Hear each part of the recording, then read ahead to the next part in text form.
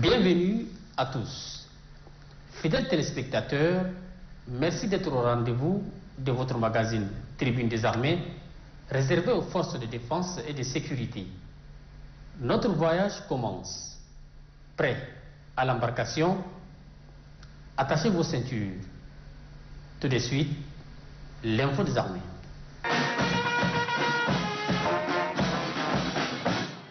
Prélude au sommet du G5 Sahel, les ministres de défense des pays membres du G5 Sahel se sont rendus à Ngigimi, au Niger, pour galvaniser la troupe tchadienne en voie de déploiement à la zone des 3 frontières. Ahmad Yahya Abbas, notre envoyé spécial. En plein désert nigérien, flotte le drapeau tchadien. Nous sommes dans le faubourg du département de Ngigimi à la frontière tchado-nigérienne où sont stationnés les éléments des forces spéciales antiterroristes. Ils sont à mission commandée dans les zones tripartites Niger, Mali et Burkina Faso en proie aux actes terroristes de tout genre. Le contingent des guerriers tchadiens engagés dans cette lutte commune est fort de 1200 hommes. Des hommes adaptés à la réalité du terrain sahélien sont bien formés et militairement équipés pour administrer une leçon mémorable aux aventuriers qui sèment la terreur et la désolation dans cette zone. Le moral des troupes est au beau fixe.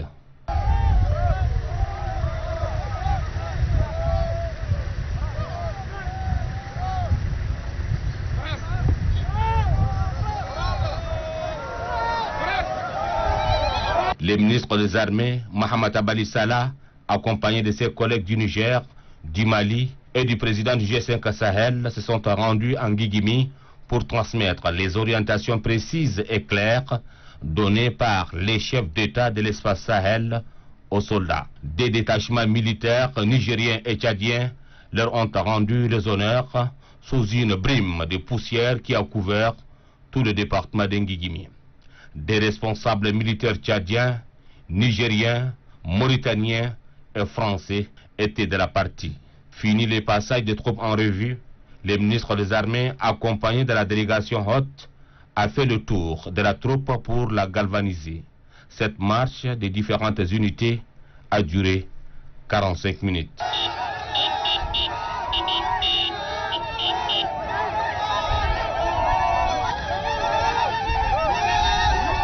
Pour pacifier cette zone de groupes terroristes, une mutualisation des efforts est importante. C'est à juste raison que le ministre des Armées reconnaît les efforts consentis par le partenaire, notamment la France. Au nom de tous les ministres du G5 Sahel, la France qui aujourd'hui, avec son soutien, que nous sommes ici. Donc c'est le moment de souligner. Et nous pensons que ces bataillons étaient sollicités pas seulement par nos États du G5 Sahel, même par nos partenaires. Et nous lançons un appel à tous nos partenaires que nous sommes déjà sur le terrain. Pour le chef d'état-major général des armées, le général des corps d'armée Abakar Abdelkarim Daoud, le Tchad, avec son armée, est à jamais déterminé pour nettoyer cet espace commun des groupes djihadistes. Il a aussi rendu un hommage mérité au chef suprême des armées, le maréchal du Tchad, Idriss Déby Itno, pour son implication personnelle contre les forces du mal. Il est important de les mentionner que ces contingents tchadiens de 1200 hommes étaient sur le point d'être déployés à la frontière entre le Mali, le Niger et le Burkina Faso, n'eût été la dernière attaque terroriste du Boko Haram contre le poste avancé de Bohoma.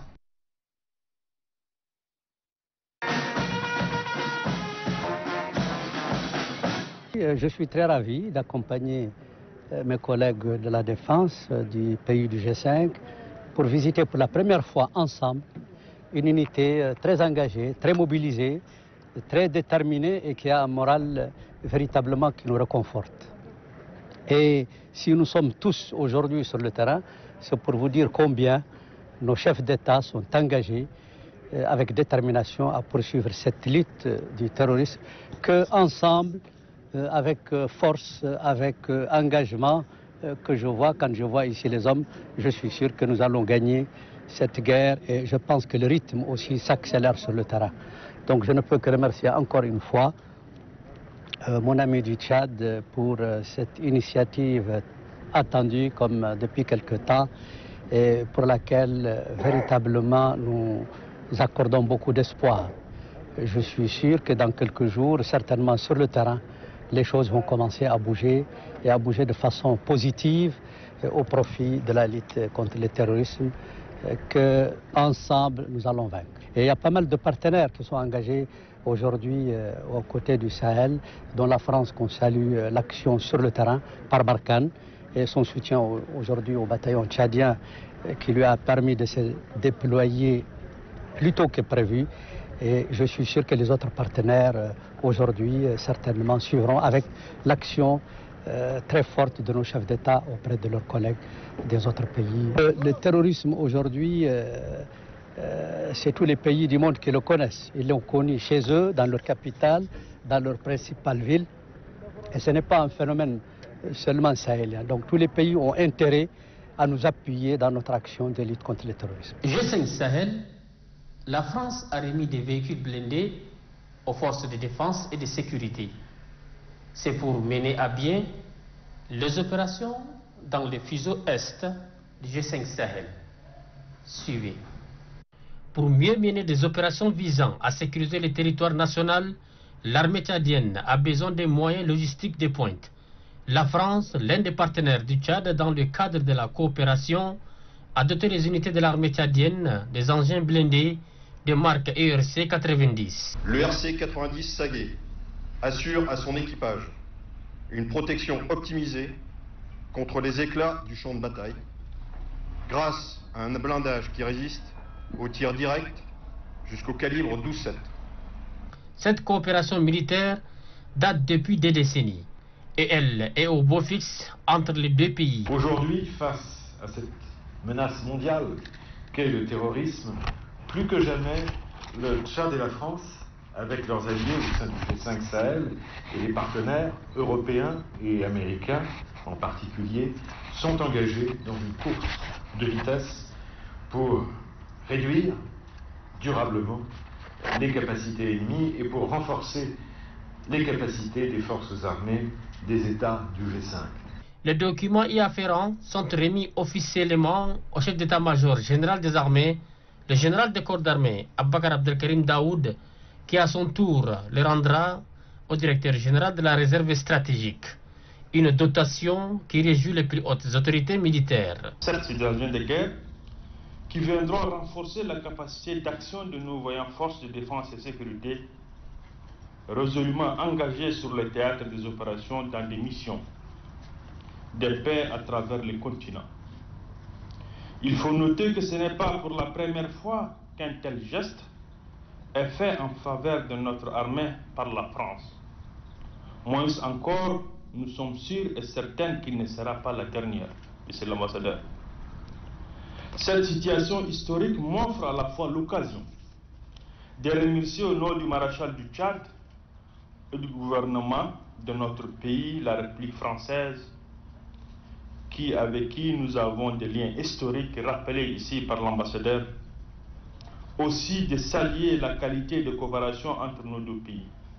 Les éléments de l'armée française basés au Tchad ont aussi formé les membres d'équipage pour l'entretien de ces engins blindés. Une coopération militaire pour appuyer les forces de défense et de sécurité dans des opérations contre les terroristes au fuseau du G5 Sahel. Le chef d'état-major général des armées, le général Abakar Abdelkarim Daoud, a clôturé sa tournée dans les zones de défense et de sécurité par les provinces du sud du pays.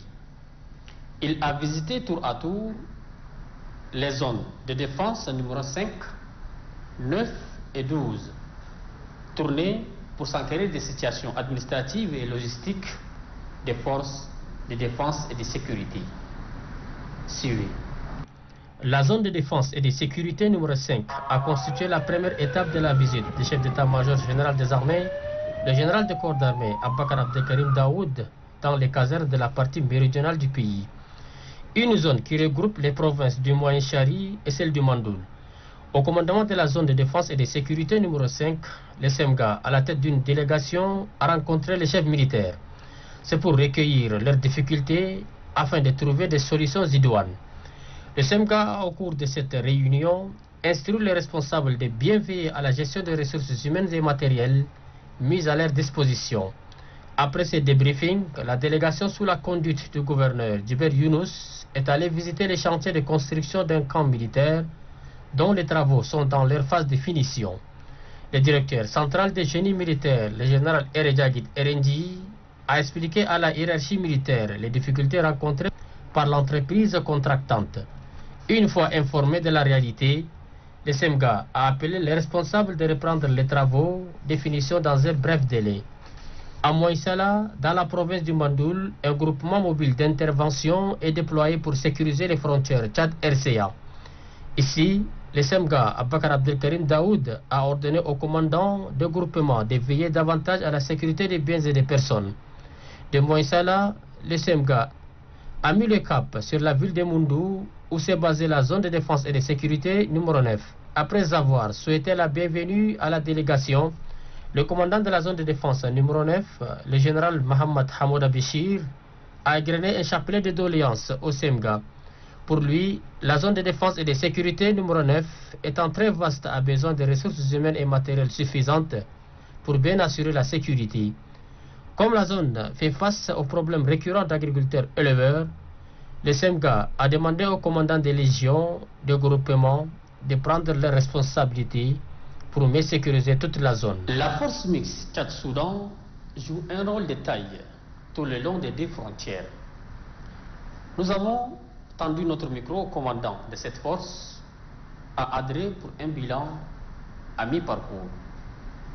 Suivez cet extrait. Nous sommes quand même venus pour un peu près pour pouvoir faire atteindre un peu l'attention de part et d'autre. Nous avons envoyé quand même la troupe. Nous avons envoyé aussi, il y a une comité de sécurité qui est composé des autorités civiles, des Tchadiens et Soudanais, qui sont partis pour quand même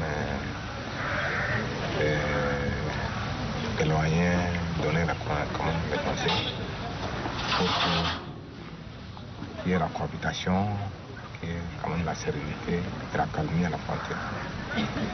La deuxième but aussi de voir la troupe, prendre contact, voir faire des inspections, voir l'état des lieux de leur matériel, de leur effectif, galvaniser un peu aussi le moral. Bon, les deux communautés, je pense que c'est une force mixte qui est composée de Tchadiens et Soudanais. Bon, il y a aussi des, comme je viens de dire, il y a aussi des comités de sécurité régionale. De part et d'autre, il y a 5 personnes, 5 Tchadiens et 5 Soudanais. Leur mission, c'est d'une part, c'est les chefs de canton, les chefs de briques, c'est des gens qui sont sages, qui sont écoutés par leur, quand même, par leur population. Donc, il faut aller quand même régler les problèmes d'une manière traditionnelle. Et je pense qu'ils seront écoutés s'il y a des vols, ceci, par-ci, ou bien il y a des crimes. Ils vont quand même s'arranger, s'attendre quand même pour régler les problèmes, soit les biens, soit par remboursement les biens volés, et puis les réconcilier ensemble, faire le procès verbal avec, bien sûr, en appui avec la force mixte, pour quand même régler définitivement le problème. On dit la force mixte ne peut pas faire la mission sans l'autorité administrative et militaire de part et d'autre. Parce que s'il y a un problème, que ce soit problème judiciaire ou problème administratif ou problème en tout cas poursuite de voleurs, donc si c'est traversé au Soudan, nous allons quand même rapprocher aussi ensemble avec l'autorité soudanaise, que ce soit militaire ou administrative ou coutumière, pour ensemble nous allons poursuivre, traquer, pour quand même arrêté et puis si c'est soudanais, il soit transféré aux justice soudanaises. Il doit répondre aux plusieurs actes conformément aux lois soudanaises. Et vice-versa pour les Tchad. Je crois que les demandes à la population et l'autorité administrative aussi de sensibiliser l'autorité administrative et coutumière. Il faut qu'ils sensibilisent les administrés de la population pour qu'ils ne répètent pas en cas de vol ou en cas de... Il faut qu'ils commencent bien vers la force mixte pour porter leur doléance au lieu de prendre les armes, les civils, et puis poursuivre. Et l'autre côté aussi soit armé. Il y a eu des affrontements, il y a eu des morts. Donc, je pense que je demande à la population de justice administrative de nous aider pour quand même régler ça. L'ancien député, ministre et surtout ancien chef d'état-major général des armées, le général des corps d'armée, Rotong Yoma Golom, Sangné Tali. Il se repose auprès de ses ancêtres à Djarouaï, dans le Maïkobi Est, Kalia Ngavoudna.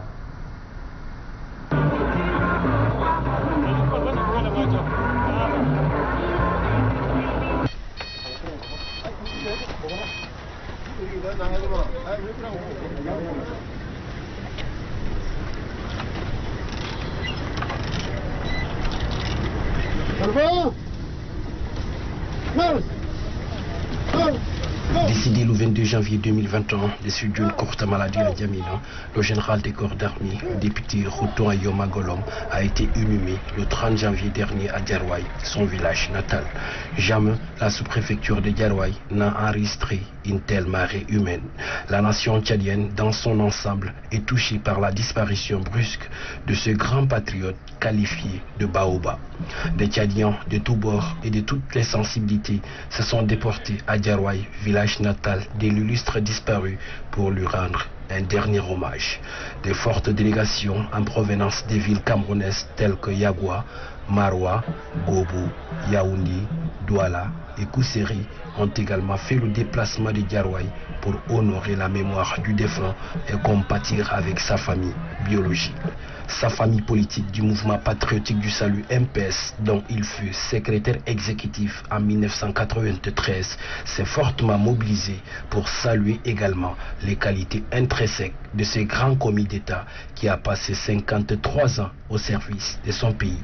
Ses frères d'armes ainsi que ses collègues députés n'étaient pas aussi en reste. Tous sont venus l'accompagner avec des honneurs dus à son rang de grand serviteur de la République. Fervent chrétien catholique de naissance, sa famille religieuse était aussi présente pour l'accompagner avec des prières pour le repos éternel de son âme.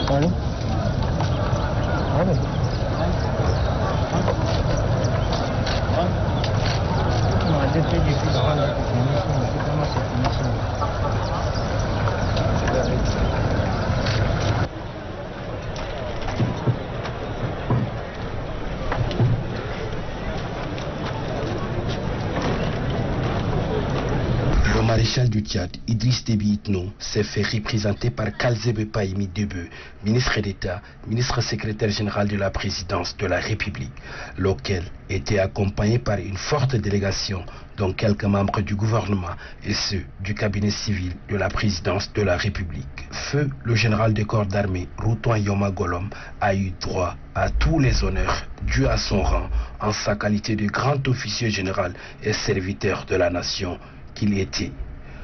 Pour ses loyaux services rendus à la République, le général des corps d'armée, Rotong Yoma Golom, a été élevé à la dignité de commandeur dans l'ordre du mérite civique du Tchad par le maréchal du Tchad, Idriss Déby Itno, à titre posthume. Le général des corps d'armée, Rotong Yoma Golom, au nom du maréchal du Tchad, président de la République, et en vertu des pouvoirs qui nous sont conférés, nous vous faisons commandeur dans l'ordre du mérite civique du Tchad à titre posthume pour service rendu à la République.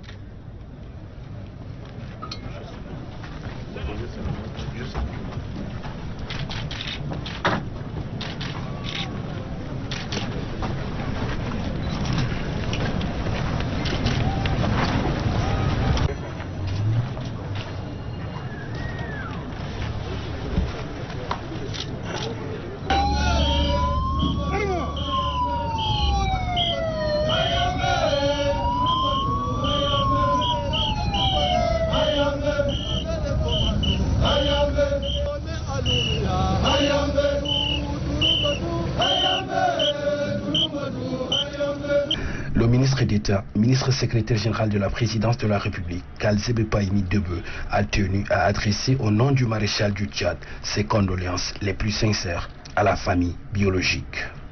C'est dans le strict respect des gestes barrières que le général des corps d'armée, le député Routon Ayoma Golom, a été inhumé aux côtés de ses proches au cimetière familial. Paix à son âme.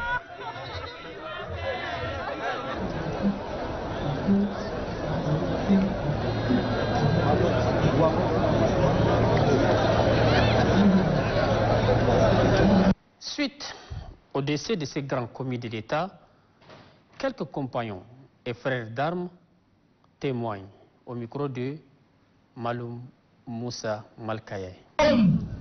Dans les brochures que vous avez en main, vous avez lu et compris qui était Routon. Routon Yoma Golom, un officier rompu qui aime le travail bien fait, un travail fait. Routon est pour nous autres un conseiller. Lorsque vous êtes un officier, vous venez dans le bureau de Routon, vous avez un comportement pas bien, il vous vire aussitôt.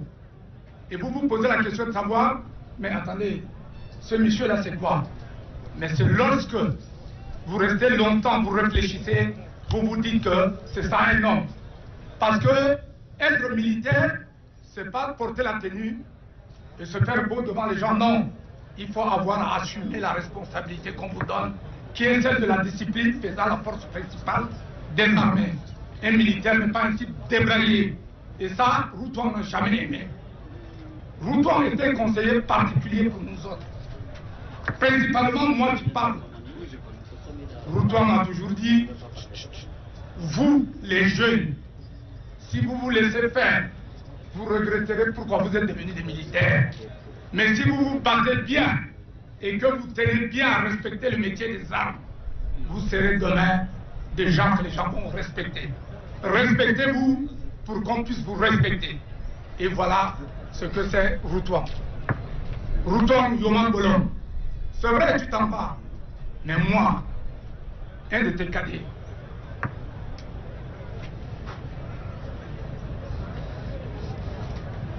des anciens comme toi, rares en vie en ce moment, ne sont en vie que des jeunes. Mais on se pose la question, est-ce que ces jeunes pourront toujours encore promulguer des conseils à ces cadets qui nous suivent? Peut-être.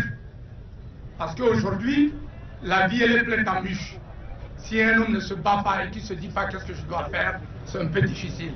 Tu nous as beaucoup apporté de conseils. Tes frères d'armes te pleurent.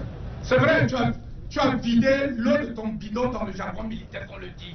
Tu as fait ton existence, ton temps, et tu t'en vas. Va enfin. Le train de votre magazine Tribune des Armées rentre en gare. Rendez-vous très bientôt pour un autre numéro. Restez sur Télé Tchad pour le reste des programmes. Bonsoir.